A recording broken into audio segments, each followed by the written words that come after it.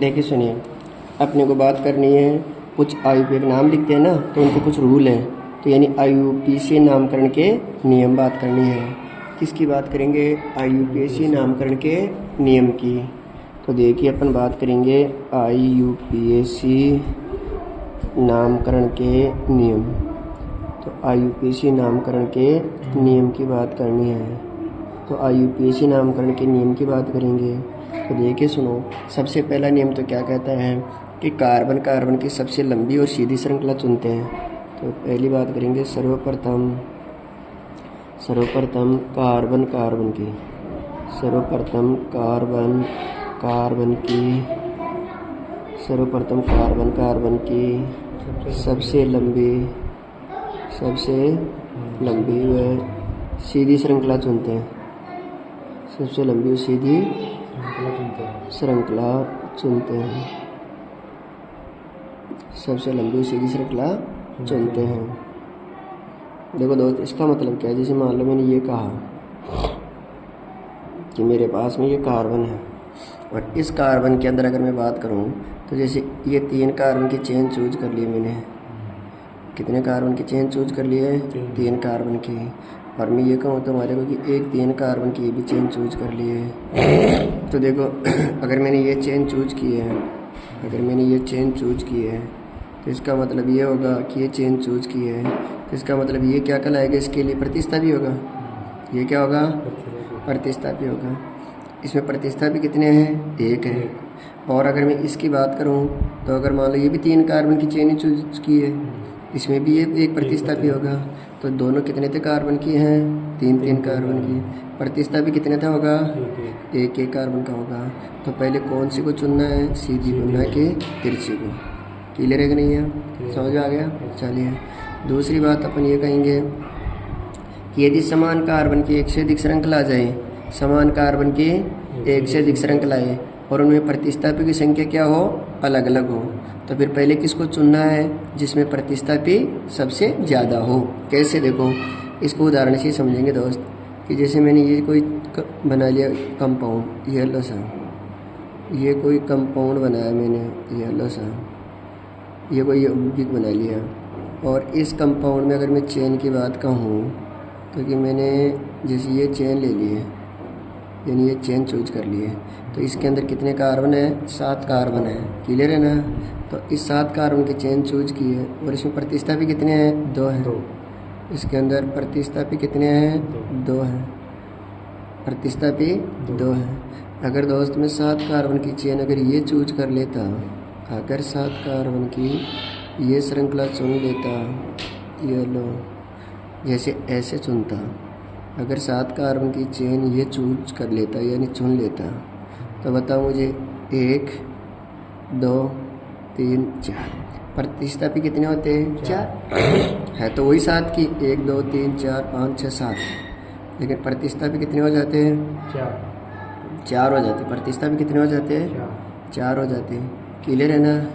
अगर देखो दोस्त, अगर मैं यही ऐसे चुन लेता, अगर मान लो मैं ऐसे चुनता इसको, यानी इस चेन को इस प्रकार से अगर मैं चूज करता कि जैसे ऐसे लेता है इसको मैं, तो देखिए सुनिए, इसको अगर मैं ऐसे चुन लेता तो देखो सुनो, कितने कार्बन की चेन ले रहे हैं अपन? ये 1 2 3 4 5 6 7 7 कार्बन की चेन ले रहे हैं। इसमें प्रतिस्थापी कितने हैं? 1 2 3 4 5 6। तो बताओ प्रतिस्थापी कितने हैं? 6 है। प्रतिस्थापी 6 है। प्रतिस्थापी कितने हैं? 6 है। क्लियर है कि नहीं? बताओ भाई, प्रतिस्थापी कितने हैं? 6। तो बताओ पहले किसको चूज करेंगे? 6 वाली को। किसको नहीं करेंगे? 2 कम वाली को नहीं चूज करना है। तो यदि समान कार्बन की 1 से अधिक श्रृंखला हो और उनमें प्रतिस्थापी की संख्या क्या हो? अलग अलग हो, तो पहले किसको चुनना है? जिसमें प्रतिस्थापी ज़्यादा हो। क्लियर है ना? समझ में आ गई होगी कहानी? अब देखिए दोस्त, तीसरी बात करनी है अंकन या नंबरिंग के लिए। अंकन या नंबरिंग के लिए, अंकन या नंबरिंग। क्लियर है ना? तो मुझे एक बात बताओ, अंकन किस ओर से करते हैं? जिधर से क्रियात्मक समूह, बहुबंध या प्रतिस्थापी को क्या मिले? कम अंक मिले। तो देखिए दोस्त, अंकन सुन रहा है क्या?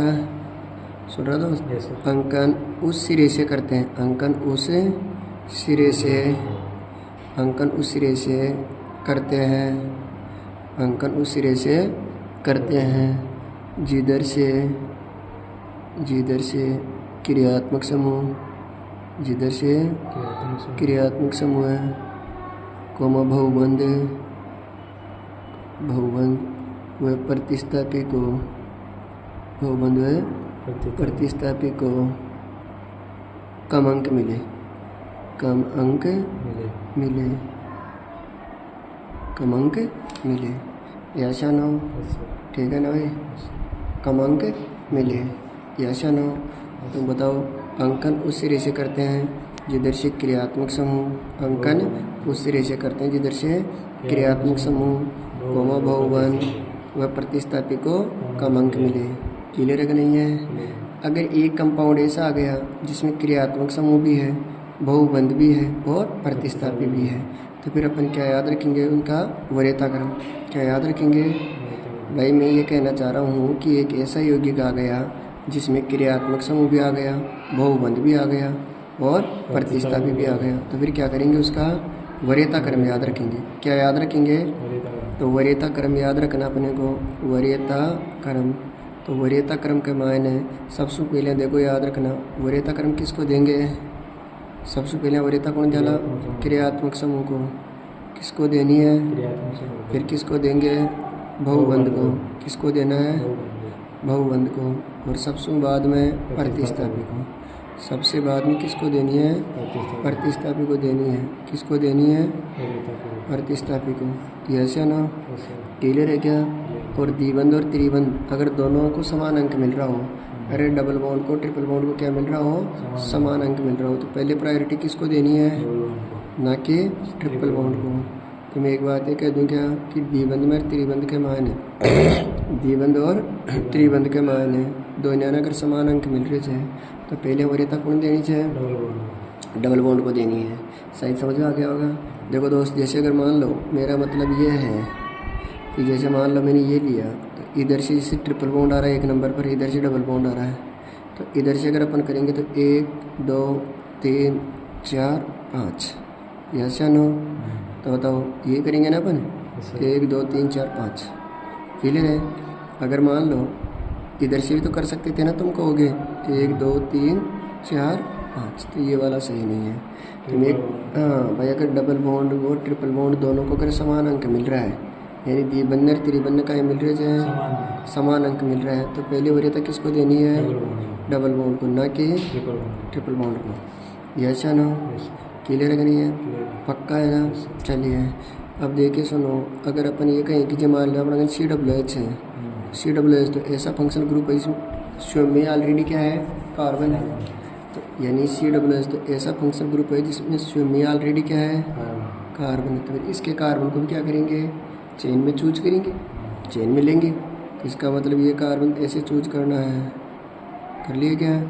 तो देखिए 1 2 3 4, बताओ ऐसा नो?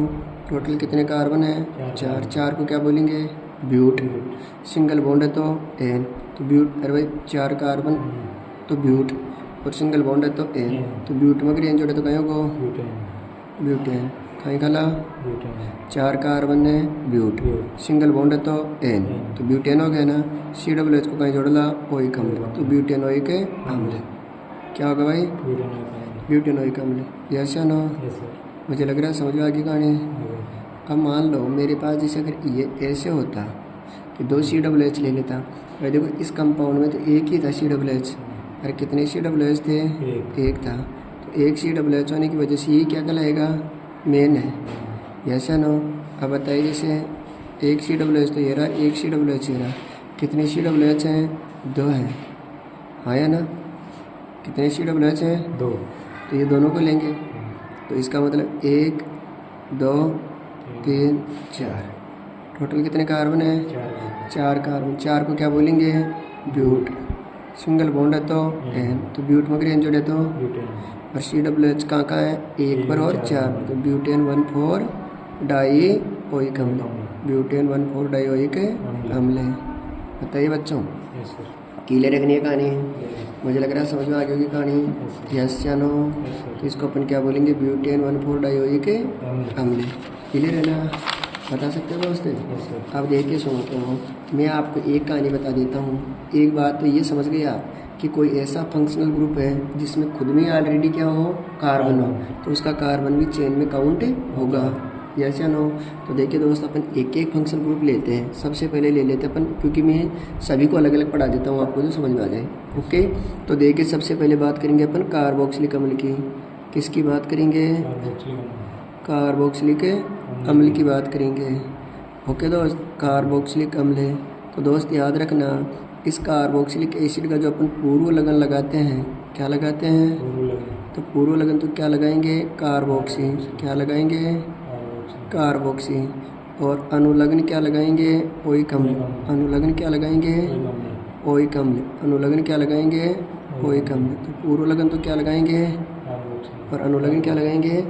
ओइक अम्ल। यस या नो? तो ये COOH है। क्या रहे? तो बताओ दोस्त, इसको अपन ऐसे भी लिख सकते हैं, C=OH। ऐसे तो लिख सकते हैं ना? और बताओ, जहाँ मोड़ लगेगा वो किसको रिप्रेजेंटेड करेगा? बताओ, इसका प्रीफिक्स पूर्व लगन तो कहीं लगा हुआ, जहाँ कार्बोक्सी, और इस सफिक्स क्या लगाते हैं? ओइक अम्ल। बताओ दोस्त, हाँ है ना? और फिर मैंने एक चीज़ ये भी तो बोली ना, जिस फंक्शन ग्रुप में खुद में अगर कार्बन है तो उसका कार्बन भी क्या होगा? चेन में काउंट होगा। यस या नो? मुझे लग रहा है समझ में आ गई होगी गाड़ी। अरे बोलो।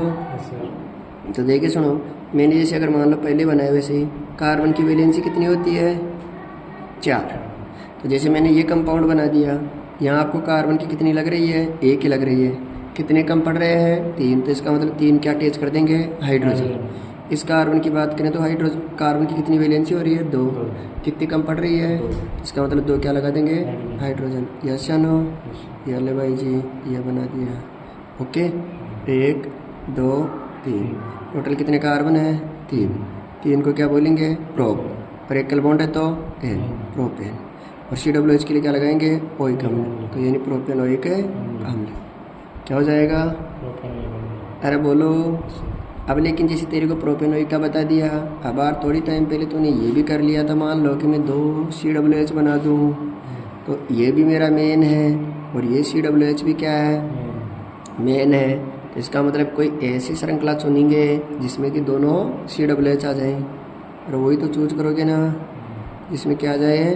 2 COOH आ जाए। तो 1 2 3, तो टोटल 3 को क्या बोलेंगे? प्रोप। और सिंगल बॉन्ड है तो प्रोपेन।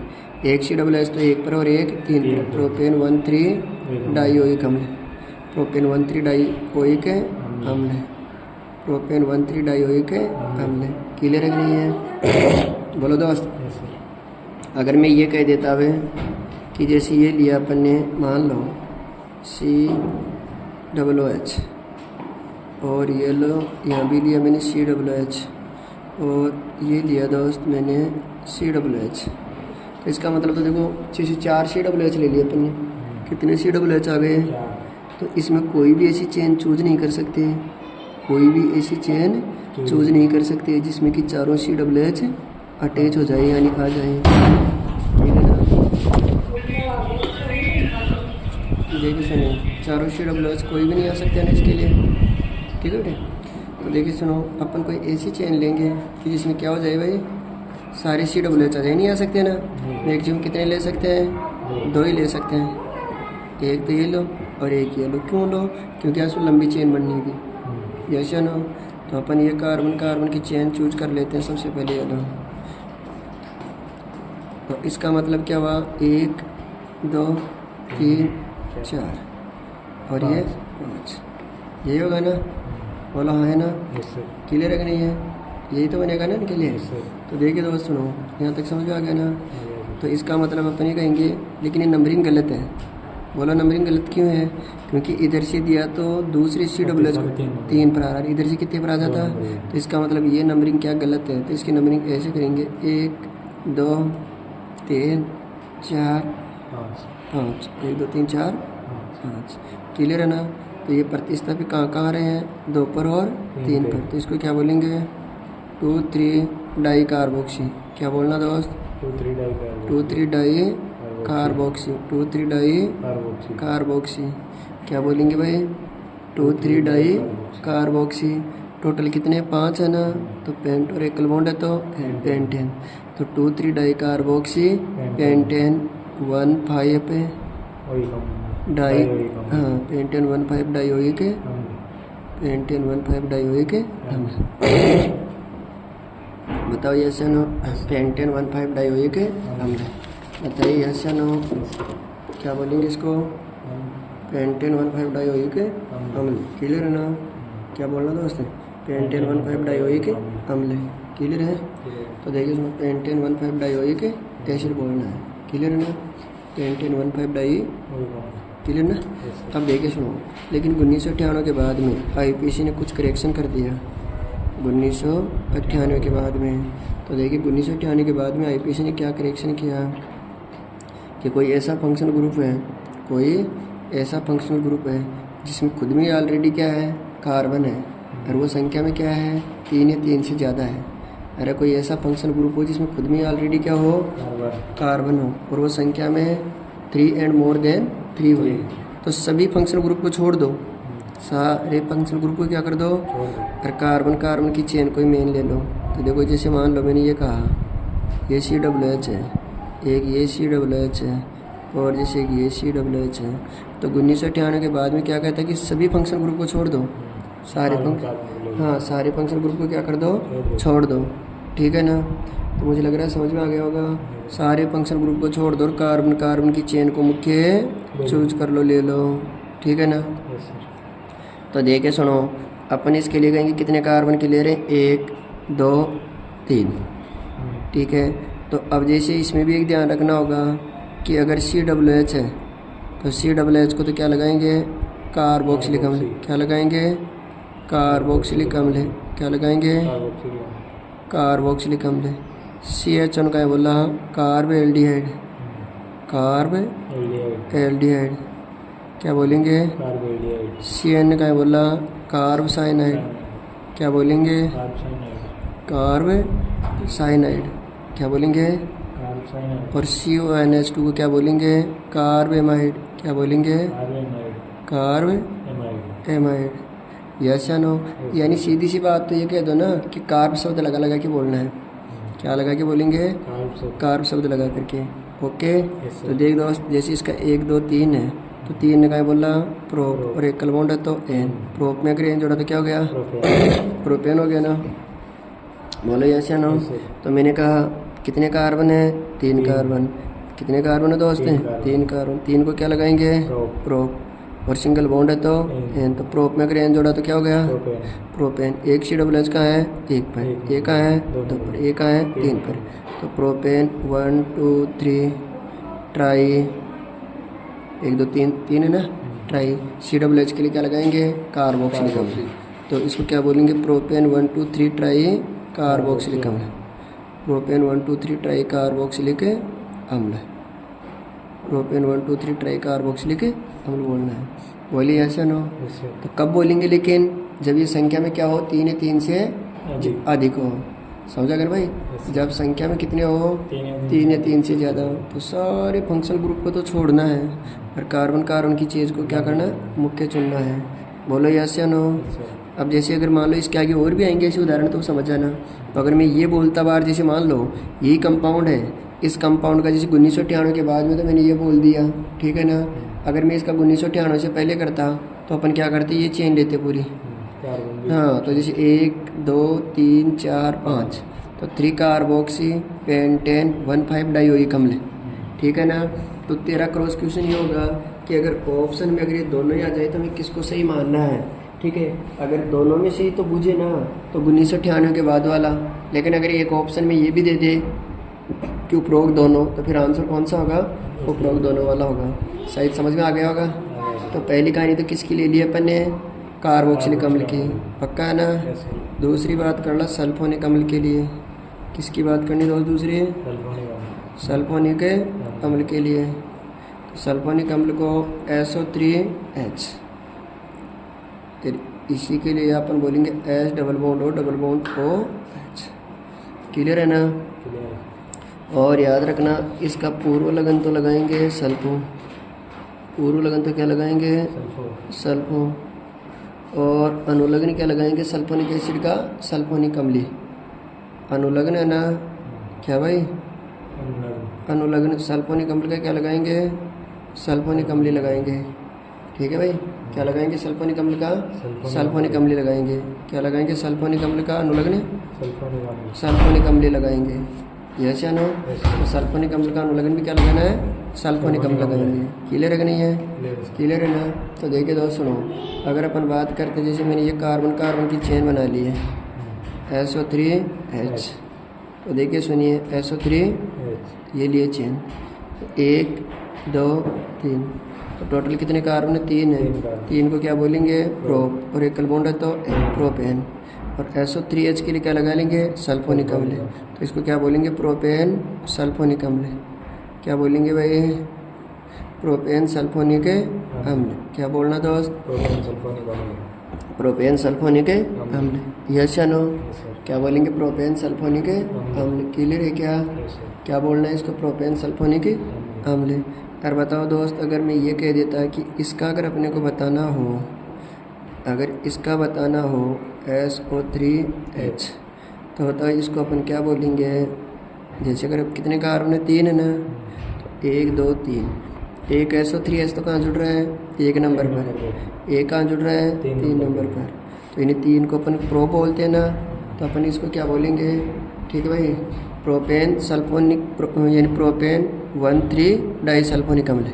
क्या बोलेंगे प्रोपेन 1,3 डाइसल्फोनिक अम्ल, प्रोपेन 1,3 डाइसल्फोनिक अम्ल, प्रोपेन 1,3 डाइसल्फोनिक अम्ल बोलेंगे।